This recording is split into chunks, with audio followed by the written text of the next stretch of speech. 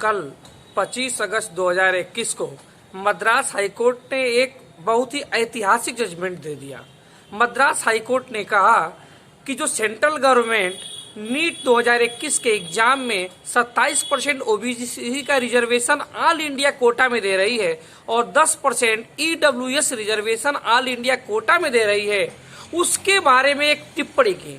उसके बारे में मद्रास हाईकोर्ट ने कहा कि हम ईडब्ल्यूएस के जो 10% रिजर्वेशन ऑल इंडिया कोटा में दिया जा रहा है उसके विरोध में है, उसके अगेंस्ट हैं, ये नहीं होना चाहिए और उस पर रोक लगा दी। अब आगे से मेडिकल के एग्जाम में मतलब नीट में ऑल इंडिया कोटा में जो 10% ईडब्ल्यूएस का रिजर्वेशन आरक्षण सेंट्रल गवर्नमेंट के द्वारा दिया जा रहा था उसको पूरी तरह से रोक दिया है और मद्रास हाईकोर्ट ने बोला है कि सेंट्रल गवर्नमेंट ईडब्ल्यूएस के 10% रिजर्वेशन तभी लागू कर सकती है जब सुप्रीम कोर्ट उसे परमिशन देगा। जब तक सुप्रीम कोर्ट उसे परमिशन नहीं देगा सेंट्रल गवर्नमेंट को कोई अधिकार नहीं है कि आर्थिक आधार पर रिजर्वेशन लागू करे। तो फिर समस्या आती कि 27% ओबीसी की रिजर्वेशन को क्यों नहीं रोका उसने, केवल ईडब्ल्यूएस के रिजर्वेशन को क्यों रोका ऑल इंडिया मेडिकल कोटा में।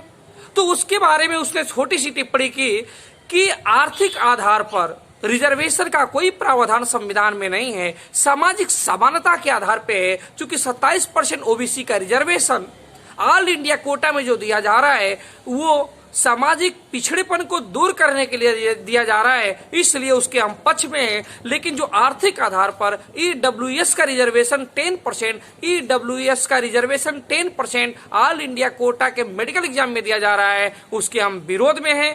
तो अब आगे से याद रखिएगा कि नीट 2021 के जो ऑल इंडिया कोटा में सेंट्रल गवर्नमेंट के द्वारा 10% ईडब्ल्यूएस का रिजर्वेशन लागू किया गया था उसको मद्रास हाईकोर्ट ने रोक दिया। ये रोक तब तक रहेगी जब तक सुप्रीम कोर्ट उसको आदेश नहीं देती है। सुप्रीम कोर्ट के बिना परमिशन के ये आरक्षण लागू नहीं होगा। धन्यवाद।